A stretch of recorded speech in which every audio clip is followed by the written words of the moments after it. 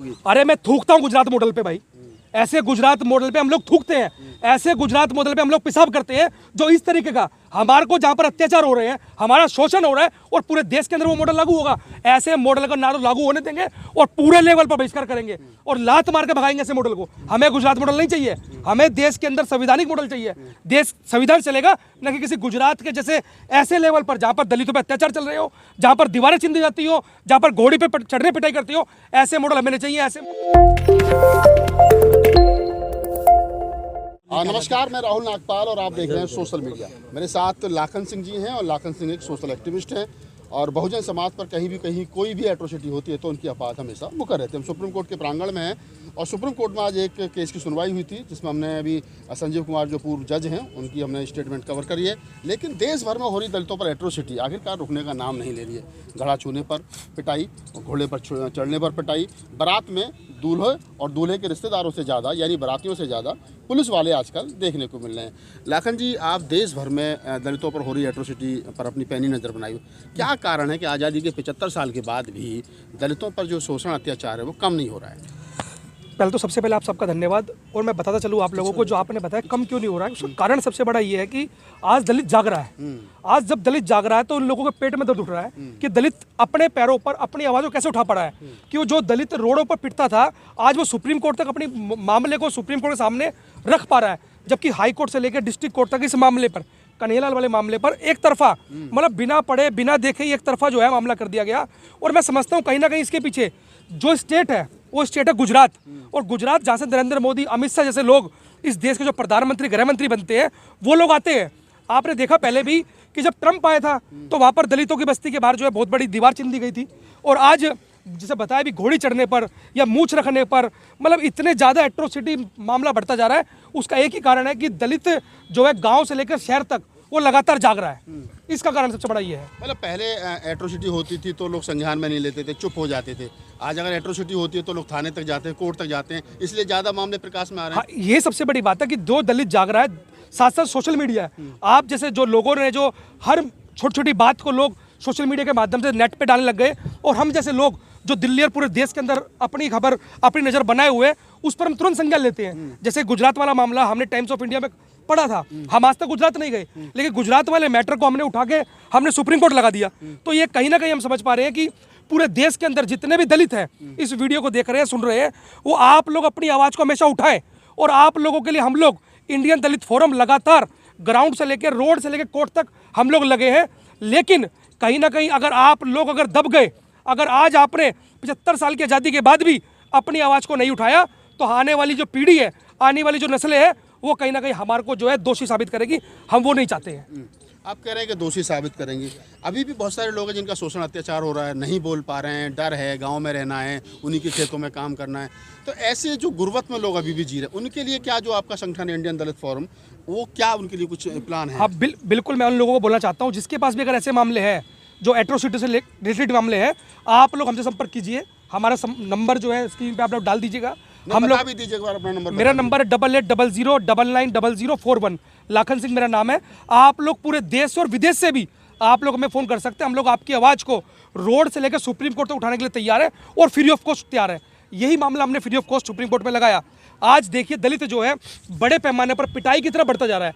एक तरफ नरेंद्र मोदी पैर धो रहे हैं, एक तरफ जो है बड़े बड़े, मतलब जितने भी सेलिब्रिटी हैं, जितने भी रामलीला देश के अंदर हुई, आज वो कम से कम जो है दलितों के जो गुरु भगवान वाल्मीकि जी का जो है वो अर्चना करके शुरुआत कर रहे हैं। और लेकिन उन्हीं के जाति के लोगों को, एससी के लोगों को वो लोग पीटने काम कर रहे हैं। तो ये दोहरी मानसिकता जो है, ये अब जाकर एससी के लोग समझने लग गए हैं। और मुझे लगता है कि आने वाले समय के अंदर बड़े पैमाने पर जागरूकता अभियान जो हम लोगों ने छेड़ा हुआ है, गली गली, मोहल्ले मोहल्ले, मैं समझता हूँ उसका बहुत बड़ा फर्क देश के अंदर पड़ेगा। नहीं, आप जैसे गुजरात की आप बार बार जिक्र कर रहे हो, कन्हैयालाल जी वाले मामले में गुजरात, क्योंकि वहाँ से वो मामला है। गुजरात के लिए जो तमाम बीजेपी, आरएसएस, उनके जो मदर जो संगठन है, वो कहते हैं कि भाई गुजरात मॉडल पूरे मुल्क भर में लागू होना चाहिए, इतना अच्छा है गुजरात मॉडल, और गुजरात के ही से ही इस प्रकार की घटनाएं आती हैं। तो अगर पूरे देश में गुजरात मॉडल लागू कर दिया जाए तो क्या फिर दलितों की स्थिति होगी? अरे मैं थूकता हूँ गुजरात मॉडल पे भाई। ऐसे गुजरात मॉडल पे हम लोग थूकते हैं, ऐसे गुजरात मॉडल पे हम लोग पेशाब करते हैं जो इस तरीके का हमारे को जहाँ पर अत्याचार हो रहे हैं, हमारा शोषण हो रहा है और पूरे देश के अंदर वो मॉडल लागू होगा। ऐसे मॉडल का ना तो लागू होने देंगे और पूरे लेवल पर बहिष्कार करेंगे और लात मार के भगाएंगे ऐसे मॉडल को। हमें गुजरात मॉडल नहीं चाहिए, हमें देश के अंदर संवैधानिक मॉडल चाहिए। देश संविधान चलेगा, न कि किसी गुजरात के जैसे ऐसे लेवल पर जहाँ पर दलितों पर अत्याचार चल रहे हो, जहाँ पर दीवारें चिंदी जाती हो, जहाँ पर घोड़ी पे चढ़ने पिटाई करती हो। ऐसे मॉडल हमें नहीं चाहिए, ऐसे मॉडल पर हम लोग थूकते हैं। क्या कहना चाहोगे अपने समाज को, दलित समाज को, क्योंकि उन्हीं के संगठनों में जा रहा है, आरएसएस में, बजरंग दल में, विश्व हिंदू परिषद में सबसे ज़्यादा तो दलित समाज के लोग भी जा रहे हैं और वही संगठन जो है उनका कहीं ना कहीं शोषण भी कर रहे हैं। आज चाहे आरएसएस हो, चाहे बजरंग दल हो, या तमाम जितने भी संगठन है मनुवादी के, वो तमाम संगठन जो है दलितों के कंधे पर जिंदा है। मैं आप लोगों से बोलना चाहता हूँ, मेरे नौजवान साथी जितने भी हैं, आप लोग देखिए उसी गुजरात के अंदर जिस गुजरात को, जिस आप संगठन को, आरएसएस को, संघ को, जिसको आप जिंदा कर रहे हो, उसी संघ के राज्य में जिसका गुजरात मॉडल का जो बढ़ावा देने का काम कर रहे हैं, उसी के अंदर आप देखिए आपकी जाति के लोग कैसे पीटा जा रहा है। आप देखिए आपके लोगों को जो है मतलब प्रिंसिपल होने के बावजूद भी आप लोगों को पीटा जा रहा है। आप लोग देखिए कितना आप लोगों के लिए अलग मटका रखा जा रहा है। आपको मटका छूने पर आपके 8 साल के बच्चे की हत्या कर दी जाती है। आपके मटका छूने पर अलग मटका रखा जाता है कि आप इससे नहीं, इससे पानी पिएंगे। तो इतना बड़ा षड्यंत्र, घोड़ी चढ़ने पर, मूछ रखने पर, घी खाने पर, भैंस मारने पर, अरे कितनी पिटाई हो रही है और फिर भी आप उन्हीं संगठनों के अंदर अपने आप को बढ़ाने का काम कर रहे हैं। मैं समझता हूँ कि जितना जल्दी हो सकता है आप लोग जाग जाइए और ऐसे मनुवादी संगठन को छोड़कर बाबा साहब डॉक्टर अम्बेडकर की थ्योरी को अपनाकर इकट्ठा होकर ऐसे मनुवादी संगठन को लात मारने का काम कीजिए। लेकिन लाखन जी 1989 में एक्ट आ गया था, एट्रोसिटी एक्ट। क्या लोगों में डर नहीं है इस एक्ट का? वो डरते क्यों नहीं है कि अपराध करेंगे तो जेल जाएंगे, गैर जमानती ये अपराध होता है, फिर भी अपराध बढ़ते जा रहे हैं दलितों पर। एक्चुअली क्या है ना, शासन प्रशासन ने पूरा शह दी हुई है। जैसे ही आप लोग देखते हो बजरंग दल या विश्व हिंदू परिषद किसी का भी मामला थाने पहुंचता है तो ऊपर से फोन करके इतना प्रेशर बना दिया जाता है कि सामने वाला कुछ बोल ही नहीं पाता। और दलित लोग तो वैसे बेचारे जो है पूरे देश के अंदर शोषित है, पीड़ित है, वंचित है, ये कहाँ से अपनी आवाज उठा पाएंगे? आप देखिए गुजरात वाले व्यक्ति को भी हमने टीवी पे मतलब अखबार में सर्च कर हम लोग सुप्रीम कोर्ट पहुंचाया है। तो आप समझ सकते हैं कि कहाँ से जो उड़ीसा के अंदर, मध्य प्रदेश के अंदर, मतलब तमाम पिछड़े जो इलाके हैं वहाँ पर, बिहार के अंदर किस तरीके वो अत्याचार सह रहे हैं। तो बड़ी मुश्किल से वो लोग, हम जैसे लोग उनको मिल जाते हैं तो ये मामला हवा में आ जाता है, वरना कोई मामला आने के तैयार नहीं है। कोटे से चुने जाते हैं आपके सांसद विधायक, वो तो आपकी हेल्प कर सकते हैं ऐसे मामलों में। वो किस लिए उनको अधिकार दिए हैं सदन में, विधानसभा में? काशीराम साहब बोलते थे कि एससी का सांसद, एससी का विधायक जब विधानसभा में हो या पार्लियामेंट में हो, वो सिर्फ मुंह भी जब खोलते जब उबासी आती है उसको। तो ये उबासी लेने के लिए सरकार के, ये हमारे नुमाइंदे नहीं है, ये सरकार के पिट्ठू हैं। और ये पिट्ठू जो है वो अपने आप को टिकट बचाने के लिए, सीट बचाने के लिए ये लोग काम कर रहे हैं। हमारी आवाज़ को उठाने के लिए काम नहीं कर रहे। हमारी आवाज़ को उठाने के लिए पार्लियामेंट में नहीं है। हमारी आवाज़ को तो हम जैसे लोग अपने आप दम पर उठा रहे हैं। अगर वो लोग काम करते तो मैं समझता हूँ कि गुजरात के अंदर बहुत सारे ऊना कांड हुआ। ऊना कांड के बाद आपने देखा होगा जिग्नेश मेवानी से लेकर किसी नेता ने भी इस मामले में तूल नहीं पकड़ा है। वो जैसी की जैसी उन्हें सीट मिलती है वो वैसी कांग्रेस में, बीजेपी में, आम आदमी पार्टी में उनकी दुकान में काम करने वाले एम्प्लॉय है। वो लोग समाज के नुमाइंदे नहीं है। लेकिन अब तो कह रहे हैं कि राम राज्य है, हिंदू राष्ट्र है, तो दलितों की ऐसी स्थिति हो गई है।